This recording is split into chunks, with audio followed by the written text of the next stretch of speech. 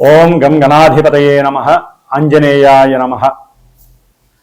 ఓం మనోజవం మారుతతుల్య వేగం జితేంద్రియం బుద్ధిమతాం వరిష్టం వాతాత్మజం వానరాయూధ ముఖ్యం శ్రీరామదూతం శిరసా నమామి.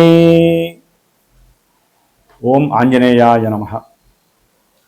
వీక్షిస్తున్నటువంటి ప్రేక్షకులందరికీ కూడా అంతరిక్షంలో సంచరిస్తున్నటువంటి నవగ్రహాలు, అట్లాగే నక్షత్ర మండలంలో ఉన్నటువంటి సమస్త దేవతామూర్తులు కూడా మిమ్మల్ని ఆశీర్వదించాలని ఈ ఏప్రిల్ మాసంలో 1వ తేదీ నుండి కూడా 30వ తేదీ వరకు గ్రహ గోచారాన్ని మనం గమనించినట్లయితే ముఖ్యంగా మీనరాశిలో ఉన్నటువంటి శని భగవానుడితో ఏప్రిల్ 14వ తేదీ వరకు కూడా సూర్యుడు, అట్లాగే ఏప్రిల్ 2వ తేదీ నుండి కుజుడు, ఈ 3 గ్రహాలు కూడా మరి దాదాపుగా ఏప్రిల్ 15 వరకు కూడా పాపగ్రహ మిళితమై మీనరాశిలో ఉంటూ ఎంతో మంది కొంతమంది రాశులకి ఈ యొక్క 3 గ్రహాల యొక్క యుతి మహాదోషప్రదంగా కనిపించేటటువంటి అవకాశం ఉంటోంది.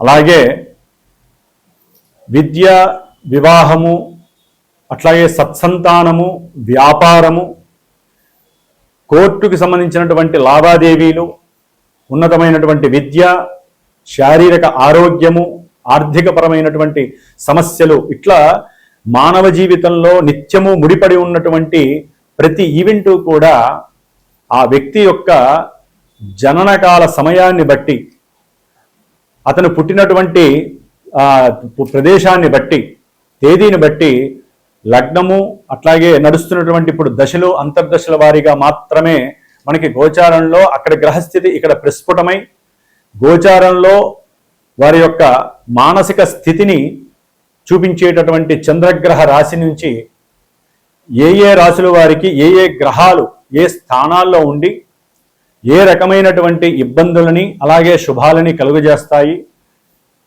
కొంతమందికి శుభాలు కలుగజేస్తాయి అనుకున్నటువంటి రాశుల వారికి చాలా ఇబ్బందులు ఎదుర్కొనే పరిస్థితులు కూడా కనిపిస్తూ ఉంటాయి. నాకు వచ్చేటటువంటి కొన్ని ఫోన్ల ద్వారా, నాకున్నటువంటి అనుభవం ద్వారా. మరి కొంతమందికి ఇబ్బందులు కలుగుతాయి, అశుభాలు కలుగుతాయి అన్న వాళ్ళకి చక్కటి శుభాలు కలిగే అవకాశాలు ఉంటాయి. అంటే పెళ్లిళ్ళు కావచ్చు, మంచి విద్యాభ్యాసం, విదేశీయానం, ఇలా. ఎందుకంటే మనకి గోచారం కన్నా ఇంకొక ఉన్నతమైనటువంటి స్థాయి జన్మ లగ్నం, దశలు, అంతర్దశలు.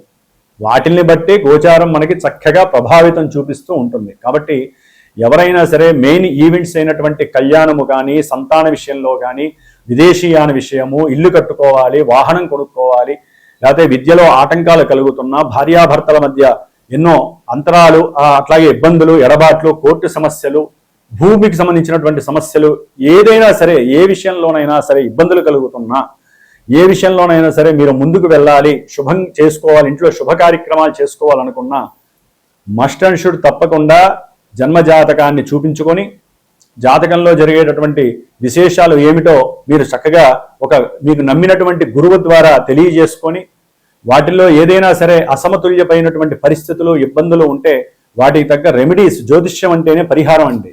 ఒట్టిగా పురాణం విన్నట్టు జ్యోతిష్యాన్ని వినకూడదు. ఏదైనా సరే జ్యోతిష్య శాస్త్రంలో ఈ దశల్లో ఇబ్బందులు జరుగుతున్నాయి, వీటికి సంబంధించినటువంటి ఇబ్బందులు జరుగుతున్నాయని తెలుసుకున్నప్పుడు ఈ చెవితో విని ఈ చెవితో వదిలేయకూడదు. మీరు కష్టపడాలి. మాలాంటి బ్రాహ్మణోత్తముల ద్వారా, పురోహితాదుల ద్వారా మంత్రపూర్వకంగా దేవతల్ని యంత్రపూర్వకంగా, తంత్రపూర్వకంగా ఆరాధిస్తూ ఆ యొక్క అంతరిక్షం నుంచి వచ్చేటటువంటి నెగిటివ్ వేస్ని తీసేసి మనం సృష్టించుకున్నటువంటి ఈ యొక్క కాలంలో మనకున్నటువంటి ఋషులు ఇచ్చినటువంటి మంత్రప్రయోగం ద్వారా ఎన్నో అభీష్టాలను నెరవేర్చుకునే శక్తి మనం చేసుకోవాలి.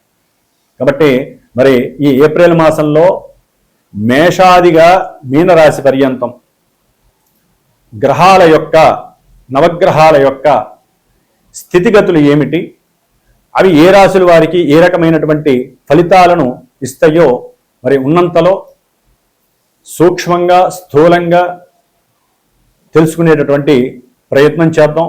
ప్రతి ఒక్కరూ కూడా ఈ నెలలో ఏప్రిల్ 2వ తేదీ నుండి మే 10వ తేదీ వరకు మీనరాశిలో సంచరించేటటువంటి కుజుడు, శని మహాపాపగ్రహాలు ప్రపంచానికి విపత్తిని, ప్రకృతిని పాడు చేసేటటువంటి వినాశకరమైనటువంటి ఇబ్బందుల్ని, ప్రకృతి లోపల భూమి మీద బతుకుతున్నటువంటి ప్రతి జీవరాశిని, అందులో మనం ఉన్నాము బుద్ధి కలిగినటువంటి వాళ్ళం, మరి మనకి కూడా ఎన్నో సమస్యలను కలుగజేసేటటువంటి పరిస్థితి ప్రకృతి ఇవ్వబోతోంది. కాబట్టి ప్రతి ఒక్కరూ తప్పకుండా శ్రీరామ రక్షా స్తోత్రాన్ని చదవండి. రోజు కుజుడికి శనికి సంబంధించిన స్తోత్రాన్ని నిత్యము కూడా చక్కగా 70 సార్లు, శనికైతే గనక 190 సార్లు చదవండి.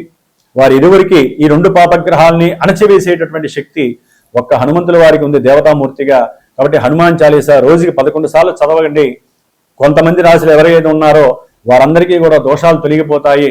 అట్లాగే ముఖ్యంగా శ్రీమాత జ్యోతిషాలయ పీఠంలో, మా పీఠంలో ఈ 41 రోజులు ఏప్రిల్ 2వ తేదీ నుండి మే 11వ తేదీ వరకు కూడా ఈ కుజశనులకి ఇద్దరికీ కూడా జపాలని ఆచరిస్తూ దేవతామూర్తి అయినటువంటి హనుమంతుల వారికి చక్కగా మంజుసూక్త జప పారాయణ చేస్తూ, రోజు వారికి సంబంధించిన హనుమాన్ చాలీసా పారాయణ చేస్తూ, నిత్య అర్చన చేస్తూ, చివరిలో హనుమత్ జయంతి మే 12వ తేదీన పవన సూక్తంతో, మృత్యుంజయ మంత్రంతో పాశుపత రుద్ర హోమాన్ని చేస్తూ, హనుమంతుడి యొక్క సహస్రనామ హోమము, సీతారామచంద్రుల వారి యొక్క అష్టోత్తర నామాలతో హోమము ఆచరిస్తున్నాను మే 12వ తారీఖున. కాబట్టి సమస్యలు ఉన్నటువంటి వారు తప్పకుండా పీఠానికి సంప్రదించి దానికి సంబంధించినటువంటి పూజలో మీ యొక్క కుటుంబం తరపున కూడా మీరు కూడా పార్టిసిపేట్ చేసే అవకాశం తీసుకోండి. మేము ఎంత చేసినా మీరు కూడా తప్పకుండా, కొంతమంది రాశుల వారికి ఏ అయితే ఇబ్బందులు ఉన్నాయో వారు తప్పకుండా మీరు కూడా హనుమంతుల వారికి అర్చనలు చేయించండి, వారి చుట్టూ ప్రదక్షిణాలు చేయండి, నిత్యము సింధూరాన్ని ధరించండి. మీకు సర్వత్రా కార్యము లాభం కలిగేటటువంటి అవకాశం హనుమంతులు వారిస్తారు. జై శ్రీరామ్, జై హనుమాన్. మీనరాశి. మీనరాశి వారికి ఈ యొక్క ఏప్రిల్ మాసంలో గ్రహాల యొక్క గోచార స్థితిగతులను కనుక గమనించినట్లయితే వీరికి సూర్యగ్రహ బలము ఈ నెల రోజులు కూడా ఉండకపోవచ్చు. ఎందుకంటే జన్మరాశిలో ఉన్నటువంటి ఏలినాటి శని ప్రభావంతో పాటుగా కుజుడు కూడా ఏడవటం వలన రవి కూడా అదే రాశిలో ఈ నెలలో 14వ తారీఖు వరకు ఉండి ఆరోగ్యపరమైనటువంటి పతనాన్ని చూపిస్తూ మీ గురించి మీరు నెగిటివ్గా ఆలోచించుకునే పరిస్థితి, ఏ చిన్న సమస్య వచ్చినా హాస్పిటల్కి పరిగెత్తాలనేటటువంటి భయము, ఆందోళన, విపరీతమైనటువంటి ధన నష్టం, ఫ్రెండ్స్ వల్ల నష్టపోతారా, ఉద్యోగంలో ప్రమోషన్స్ వస్తాయని చెప్పి వేరే వాళ్ళకి ధనాన్ని ఇచ్చి నష్టపోతారా, వ్యాపారంలో పెట్టుబడులు పెట్టి నష్టపోతారా, ఆల్రెడీ కుటుంబంలో ఉన్నటువంటి సమస్యలు, అన్నదమ్ముల మధ్య భూ సంబంధిత వివాదాల పరంగా కావచ్చు, ఏదో రకంగా మీరు తండ్రి గారి ఆరోగ్యపరంగా కావచ్చు నష్టపోతున్నారా, లేదా కోర్టుకి సంబంధించినటువంటి వ్యవహారాలు, భార్యాభర్తల మధ్య ఎడబాటుకి సంబంధించినటువంటి కోర్టు సమస్యలు కావచ్చు, లీగల్ సమస్యలు కావచ్చు, లేకపోతే అంతకుముందు ఎవరో ఫ్రెండ్స్ డబ్బులు తీసుకుంటారు, వారు ఇవ్వకపోవడం వల్ల మీరు కోర్టు సమస్యలు వేయచ్చు. విద్యార్థులకైతే కనుక విద్య మీద కాస్త వ్యామోహం తగ్గుతుంది, విద్య యందు సరైనటువంటి ప్రతిభని ప్రదర్శించలేకపోతారు, సరైనటువంటి వాక్కు అనేటటువంటి ఉండదు. టీచర్స్తో కానీ విద్యార్థులతో కానీ విద్యాలయాల్లో కానీ మీరు సరిగ్గా మాట్లాడకపోతే మీ మీద చర్యలు తప్పవు. జాగ్రత్తగా ఉండాలి విద్యార్థులు. భార్యాభర్తలు అయితే కనుక కొంచెం ఆలోచించండి, సంయమనం పాటించండి. మా గ్రహస్థితి బాగాలేదు మీనరాశి వారికి, జాగ్రత్తగా మాట్లాడుకోవాలి, జాగ్రత్తల ఉండాలి, బిజినెస్ల వైపుకి వెళ్ళకూడదు, పెట్టుబడులు పెట్టకూడదు, ఇలాంటి నిర్ణయాలు తీసుకోండి, అది నష్టపోయే అవకాశం ఉంటుంది. శుక్రుడు ధనస్థానంలో ఉన్నాడు, తర్వాత తృతీయంలోకి వెళ్తాడు. ధనపరంగా ఆయన అయితే కనుక అనుకూలతలను ఇస్తాడు. ఏదైనా ఆకస్మికంగా మీరు ఏదైనా మీకు ఉన్నటువంటి బంగారం కానీ వెండి కానీ అమ్మడం ద్వారా కొంచెం ధనలాభం కలుగుతుంది. ఎవరైనా సరే సహకారం, కుటుంబంలో బంధువుల ద్వారా కొంచెం కుటుంబ సహకారం ధనపరంగా లభిస్తుంది. మంచి వస్తువులను కొనే అవకాశం కనిపిస్తుంది. ఆకస్మికంగా కొన్ని ప్రయాణాలు, కొన్ని కోరికలు తీర్చుకునే పరిస్థితి అయితే శుక్రుడు ఇస్తున్నాడు. 12లో ఉన్నటువంటి రాహువు నిరాశ, నిస్పృహలను కలుగజేస్తున్నాడు. దుర అలవాట్ల ద్వారా కూడా మీ యొక్క ఆరోగ్య పరిరక్షణ పైన మీరు కొంత మీకు ఉన్నటువంటి పరిధిని దాటి ప్రదర్శించడం ద్వారా లేనిపోని సమస్యలు, అనారోగ్య సమస్యలు, అది రక్త ప్రసరణ వ్యవస్థలు కావచ్చు, కాళ్ళకి సంబంధించిన సమస్యలు కావచ్చు, పాదాలకు సంబంధించినటువంటి అలర్జీస్ కావచ్చు. బుధుడు కూడా నీచ స్థితిని పొందడం ద్వారా విద్యార్థులకైతే కనుక విద్య యందు పూర్తిగా పతనం ప్రారంభమవుతుంది. జాగ్రత్తగా ఉండాలి. వ్యాపారస్తులకైతే కనుక వ్యాపారంలో లాభాలు లేకపోగా ఇంకా యుద్ధాలు జరగడానికి అవకాశం ఉంటుంది. మీ కింద పనిచేసే వాళ్ళు మిమ్మల్ని మోసం చేసే ప్రయత్నాలు చేస్తారు, మిమ్మల్ని పొగుడుతూనే ఉంటారు, మీ కింద గోయి తవ్వుతూ ఉంటారు. జాగ్రత్తగా ఉండండి మీనరాశి వారు. ఏం లేదు, భార్యాభర్తల మీద ఆకస్మికంగా ఇగో ఫీలింగ్స్ వలన, అహంకార దర్పం వలన, అవసరం లేని మాటలు మాట్లాడడం ద్వారా ఒకళ్ళు లేటుగా రెడీ అవటం, ఒకళ్ళు ఫాస్ట్గా రెడీ అవటం, వీటి వలన కూడా సమస్యలు ఉధృతం అవుతాయి. జాగ్రత్తగా ఉండండి. ఏదేమైనప్పటికీ కూడా కేతువు 6వ స్థానంలో ఆయన ఒక్కడు బలంగా ఉన్నాడు, శుక్రుడు బలంగా ఉన్నాడు. కాబట్టి చేసేటటువంటి ప్రయత్నాలలో కొంచెం అలసత్వం ఉన్నప్పటికీ కూడా, శరీరం సహకరించకపోయినా, మీకు చేస్తాను సహాయం ఉన్న వాళ్ళు చేయలేకపోయినా, మీరు స్వయం కృషితో చాలా వరకు ఆహ్లాదంగా ముందుకు వెళతారు మీనరాశి వారు. సరే, మీ జన్మజాతకంలో కనుక ఏదైనా లగ్నం ఇచ్చా కానీ, లేదా దశాంతర దశలు కానీ చాలా వరకు అనుకూలంగా కనుక ఉన్నట్లయితే ఇవన్నీ కూడా కొంతవరకు మాత్రమే మీకు ప్రతికూలతలను ఇస్తాయి.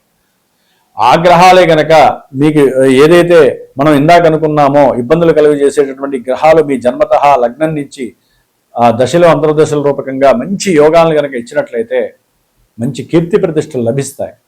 వ్యాపారంలో అడుగుపెట్టి మంచి ధనలాభాలను ఇస్తారు. మీరు మంచి ఆవేశంతో చేసే ప్రతి పనిలో కూడా స్వలాభం కలుగుతుంది. ఇవన్నీ జన్మజాతకాన్ని బట్టి ఆధారపడి ఉంటాయి. విద్యార్థులకు విద్య యందు మంచి గుర్తింపు లభిస్తుంది. ఇవన్నీ కూడా జాతకాన్ని అనుసరించి కొన్ని లాభాలు కూడా జరగడానికి అవకాశం ఉంది. ఇప్పుడు జరుగుతుంది కదా అని పూర్తిగా మనం ఆరోగ్యం పాడైపోతుంది, మనం చేసే ప్రతి ప్రయత్నంలో కూడా లోపం కనబడుతుంది, ప్రమాదాలు జరుగుతాయి, శరీరం శుష్కిస్తుంది, వైద్యాలయాలకి డబ్బు ఖర్చు అవుతుంది, అనుకున్నవన్నీ కూడా నిర్లక్ష్య వైఖరితో నిరుత్సాహం అవుతుంది. ఇవన్నీ కూడా జరుగుతాయి, కొంత మోతాదులో జరుగుతాయి ఎప్పుడైతే జన్మజాతకం మనకు అనుకూలిస్తాయి. గుర్తుపెట్టుకోండి, నేను చెప్పిన ఇందాక రాశుల్లో 41 రోజులు ఈ యొక్క ఆరాధన, హనుమత్ ఆరాధనకి సంబంధించి, కుజశనులకి సంబంధించినటువంటి ఏదైతే ఆ పూజ ఉందో ఆ పూజకి సంబంధించిన మీరు కూడా సంకల్పయుక్తంగా కనుక పాల్గొంటే మీ కుటుంబం తరపున కుటుంబం రక్షింపబడుతుంది. ఎందుకంటే రవి ఉచ్చస్థితగతుడై 15వ తేదీ నుండి 2వ స్థానంలో ఉండడం ద్వారా ఉద్యోగంలో మంచి ఆదాయం పెరుగుతుంది, ప్రమోషన్స్ పెరుగుతాయి, ఉద్యోగంలో సాధన సక్సెస్ అవుతుంది. సూర్య భగవానుడు కుటుంబంలో మంచి లాభాన్ని కలుగజేస్తున్నాడు. ఏదైనా మీరు కోరినటువంటి కోరికలు అభీష్టం నెరవేరడానికి సూర్య భగవానుడు మీకు మంచి ఆత్మవిశ్వాసాన్ని కూడా ఇస్తాడు ఈ మాసంలోనే. కాబట్టి ఆదిత్య హృదయాన్ని తప్పకుండా చదవండి, ఆర్థిక లాభాన్ని పెంచుకోండి, ఆరోగ్యాన్ని కాపాడుకోండి. హనుమాన్ చాలీసా తప్పకుండా చదవండి, విష్ణు సహస్రనామ పారాయణ చేయండి, ఓం నమో నారాయణ చాంటింగ్ చేయండి. తృప్తికరమైనటువంటి జీవితానికి ఈ నెల రోజులు మీరు సోపానాన్ని మీరే వేసుకోవాలి. జై శ్రీరామ్, జై హనుమాన్.